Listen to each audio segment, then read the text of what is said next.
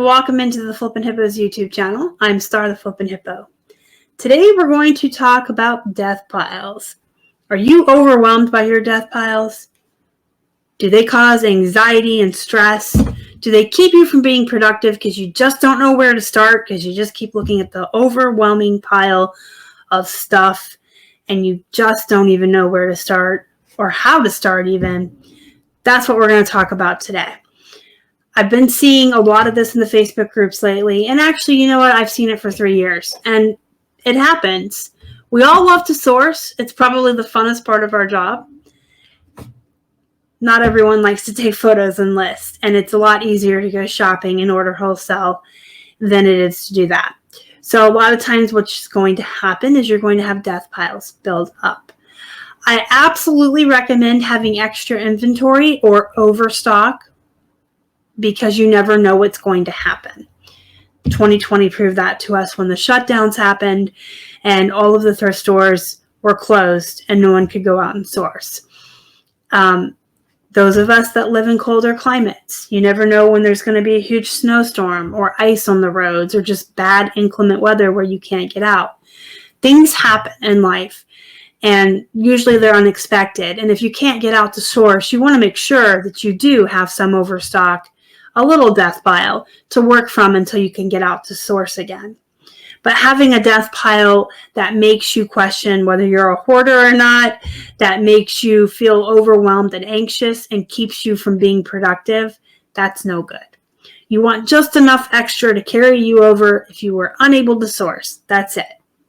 The minute you start just being overwhelmed and anxious and you're not listing anymore because you just don't know what to do, that's when you need to take a step back, take a deep breath, and you can get through it. Don't look at the big pile. Don't look at the overall pile, okay? How do you eat an elephant? One bite at a time. So what I like to tell folks when it gets to that point, you need to start tackling alike items. And you can switch it from day to day. You don't have to just take all the shoes out and work on those for a week or two until you're burned out on shoes and you're bored. If you have a nice variety in your death pile, you can absolutely say, hey, on Monday, I'm digging out shoes. Tuesday, I'm going to dig out plush.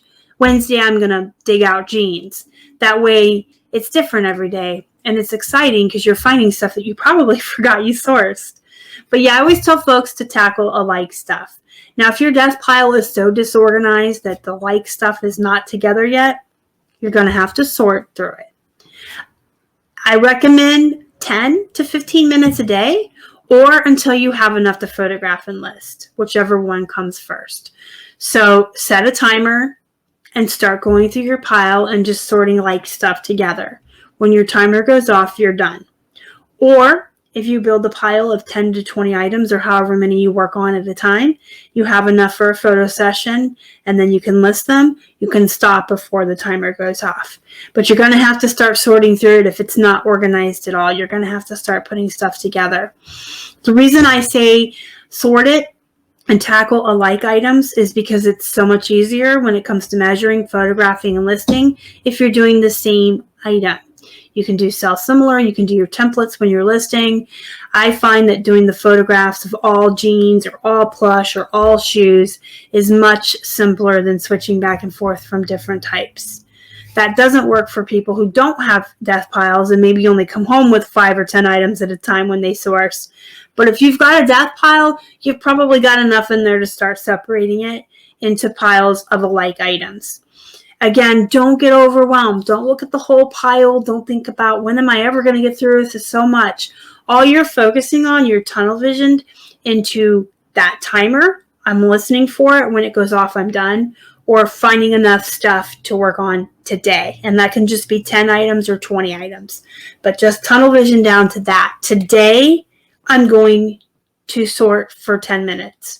Today, I'm going to find 10 plush to photograph. That's all you have to focus on. You don't have to look at the whole picture. And as you come across items that you find maybe were mistakes, get rid of them. You know you're never going to list them. So if you are digging through and you find stuff you know better than to source by now, put that in its own separate pile. That's going to be your redonate pile. Keep track of everything that you redonate to thrift stores, because that's going to be a tax write-off for you next year. And also the I don't wannas. Listen, if you have I don't wannas, you're never going to list them.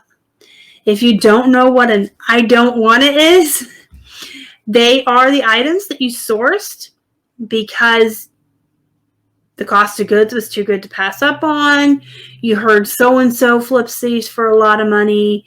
You heard these are good money. You get it home. You realize it's not your niche. It's not up your alley. You have no desire to test it, clean it, comp it, research it, whatever it is. You get that item home and you're like, why? I don't even want to deal with this. And that's why it's an I don't wanna. There's 1,000 reasons things that we bring home become I don't wannas. And that's okay. We all source stuff that we're excited about. Hey, I heard so-and-so sells these. He fixes them up for millions of dollars, hundreds of dollars, whatever. And I found it at a yard sale for $5. And then you get it home and you're like, I don't know how to fix telephones or test them. I don't want to deal with this. It happens, but you have to be able to recognize them, because if you just keep moving your I don't wannas around,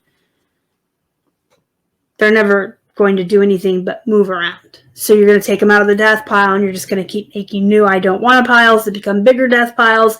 And then you put your I wannas on top of the I don't wannas, and then your pile just keeps getting bigger and growing and growing. So recognize that as you're sorting through your death pile. Mistakes and I don't wannas, they need to go. Get rid of the poop. Get rid of the stuff you're never going to deal with, because you're never going to deal with it. And it's just going to cause more chaos, more clutter. It's going to cause your piles to look bigger than they need to be and grow bigger than they need to be. So get rid of that stuff, guys. And the last thing I can tell you, a little bit of advice, I guess. Imagine how much money you spend on your death pile. So when you look at your death pile and you feel overwhelmed, and you're like, I just don't want to deal with this. It's too much. Imagine that pile being money.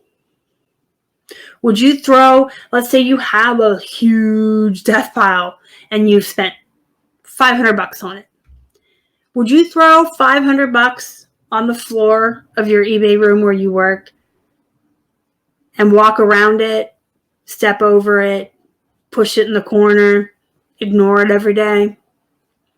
Would you just throw money in piles around your house and just pretend they're not there? Because your death piles are money. They're money piles.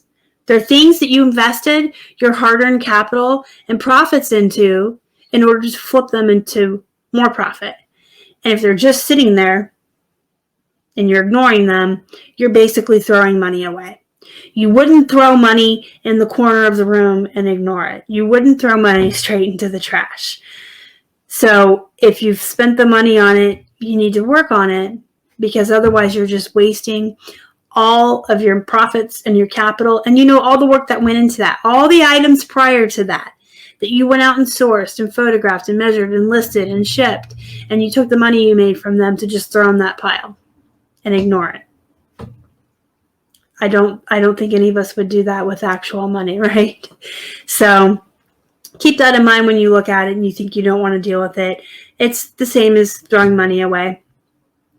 And you can tackle it tiny little bites, just a little bit at a time, and you'll get through it in no time.